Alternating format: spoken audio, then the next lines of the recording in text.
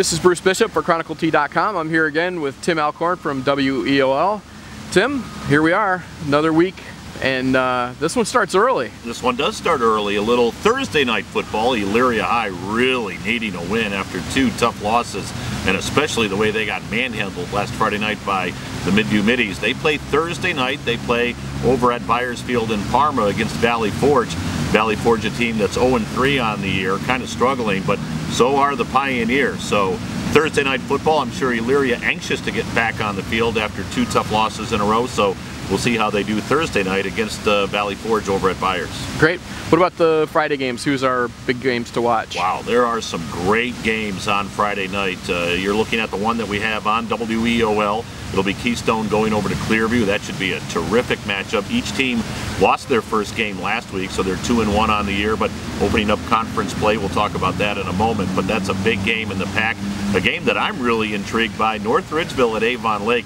North Ridgeville had a thrilling win last week, a 99-yard kickoff return with just over a minute to go by their superstar, Demario McCall, taking on an Avon Lake team that won their very first game last Saturday against Shaker. So that should be a really good ball game. Here's one to circle.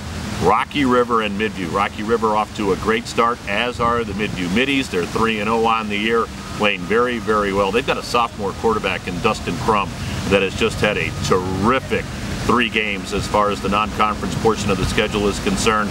So that should be an outstanding matchup. And of course, you got Firelands at 3-0.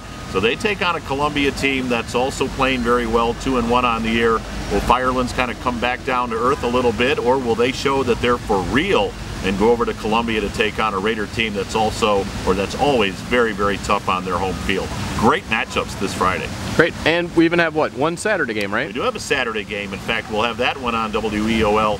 Vermillion at Cleveland Central Catholic. Vermillion really got squashed last Friday night by Firelands, who I just talked about.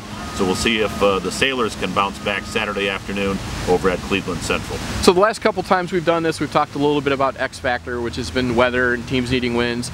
This time we're looking at probably conference play, right? Oh, sure. Week 4 means conference action.